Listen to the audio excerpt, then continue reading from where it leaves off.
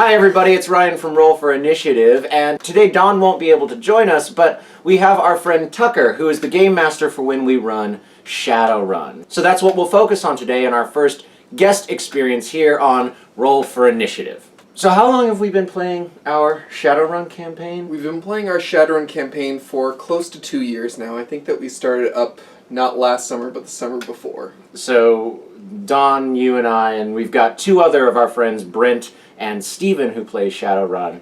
That's been going for 2 years. When did you and how did you first get into Shadowrun? I first started playing Shadowrun, I think it was about 9 years ago in college, actually. The first game I actually played in the Shadowrun system wasn't the Shadowrun setting. I was thinking back on it and realized it was a, we call it the Sky Pirates game. If you ever played the Crimson Skies video game for Xbox, it was that kind of world.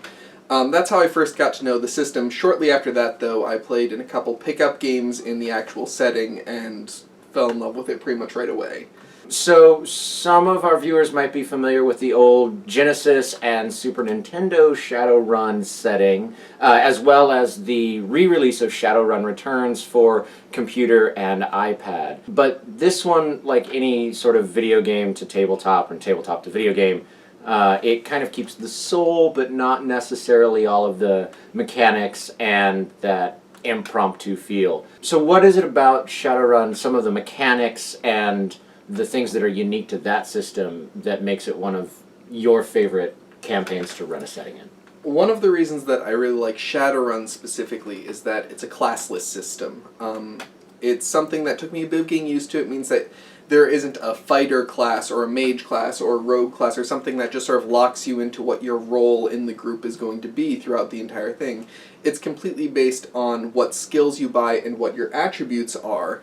So you can have someone who is a really good shot with a gun, but also can toss a fireball if they need to, or someone who can basically stand in front and take all the damage that flies at the group, but is also the person who's in charge of negotiations whenever you're talking to someone else. There's no hard and fast rules for if one person can do X, then they can't do Y. And that's something that I really appreciate in a game. Do you think that the classless system and the way that you progress in Shadowrun, which we'll talk about in a minute, makes it more difficult, or it's just kind of a different beast for someone who's new to tabletop in general to be introduced to? I think that it depends largely on the person. It's going to be a lot easier for some people to get into something that has more rigid character creation and just sort of these are the things that your character can do. This is what your specialty is. Jumping straight into Shadowrun can kind of be too many options, I guess would be the best way to put it, and not necessarily knowing what would be needed for any given situation. I mean, I started with Dungeons & Dragons and played Dungeons & Dragons for the first about 10 years that I was gaming before I really started learning any other systems. I think that starting with Shadowrun works great for some people. I think that it's not necessarily the most starting fresh system, especially if no one in the group has ever played it before. It really helps to have at least one person who knows the system backwards and forwards, knows the world, and can help people through, because it can get a bit overwhelming when you're making your first character, just looking at all of the options that you have available to you.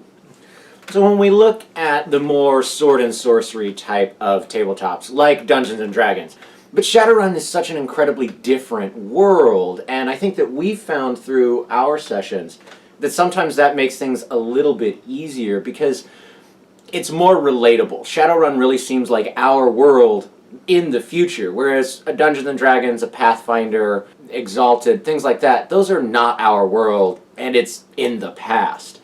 So one of the things that I've always really appreciated about Shadowrun is it's very easy to jump into it, feel like you know how you would respond in the situations.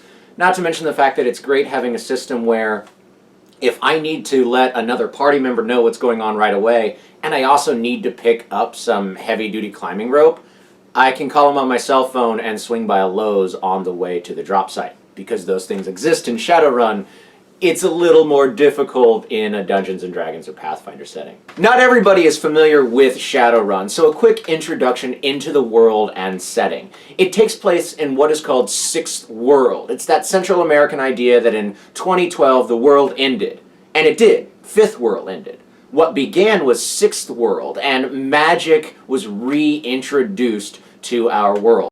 And the major thing that came with the magic were dragons, the great dragons, and that's a central idea of what's going on in Shadowrun. We also got goblification, which introduced trolls and orcs and goblins and all kinds of other metahuman races. For the most part, you've got humans, dwarves, elves, orcs, and trolls. There's lots of others, but for player characters, that's mostly what we're going to be seeing. One of the things that I personally like and don't like about the setting is that it is plausible on the non-magical side. The world is the same as our world up to, I think, the 1990s is where it starts to diverge. The game originally was written in the, I believe, 80s. So in the 90s you had things going on like corporations gaining more control.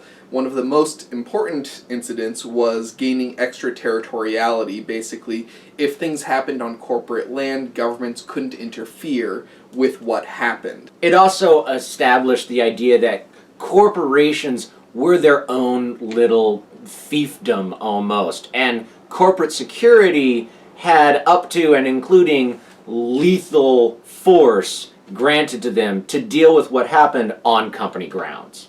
This means that corporations effectively started having their own armies and started buying more land. The more land they had, that was land that the government couldn't do anything on, and governments weakened as corporations grew stronger. In what is the current setting in Shadowrun, which right now is the 2070s, corporations pretty much run the world. There's what's referred to as the Big Ten, which are 10 AAA corporations that control more land than almost anything else and have more pull than most governments out there.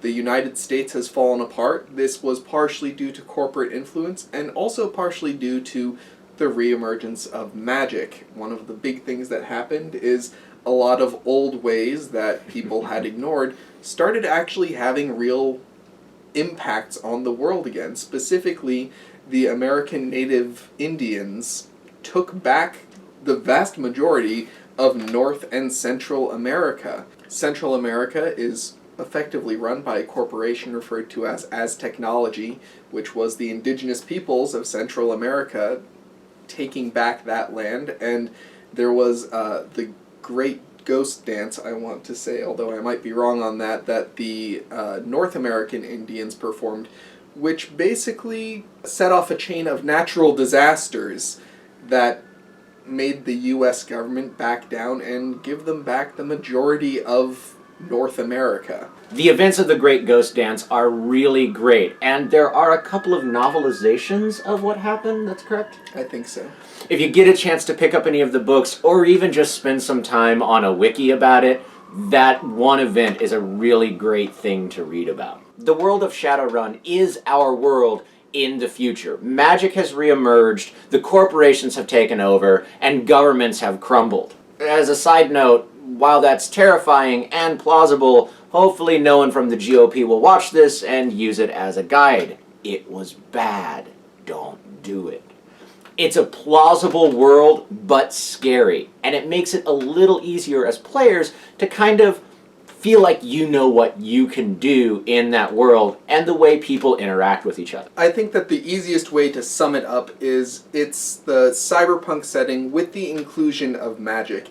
If you've seen movies like Blade Runner, that's a very good point of reference for something to work with in terms of the general kind of bleak idea of the combination of technology and corporate-run life that the world happens, and then you throw elves and trolls into the mix, as well as people who can cast fireballs. You give it the more banal spin that the people who are spellcasters also need to make a living, and you have what people refer to as wage mages, whose day-to-day life is doing magical security at a corporation, or just sending messenger spirits back and forth between offices to just get memos to different places.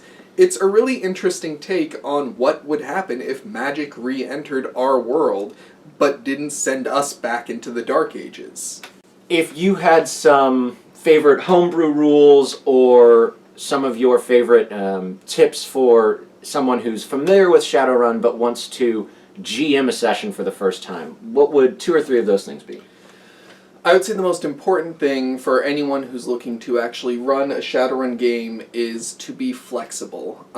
By all means, figure out what you think is going to happen in a given session. But if there is one thing that I've learned, it's that you will never be able to completely predict what exactly your players are going to try to do. I used to write up a lot of notes and try to plot out sessions by point, and it got to the point where there were so many times that I just had to throw out all of my notes and just wing it that I stopped writing notes. I basically would come up with, okay, this is the scenario, this is what the opposition has available to them, and this will generally be how they react to things.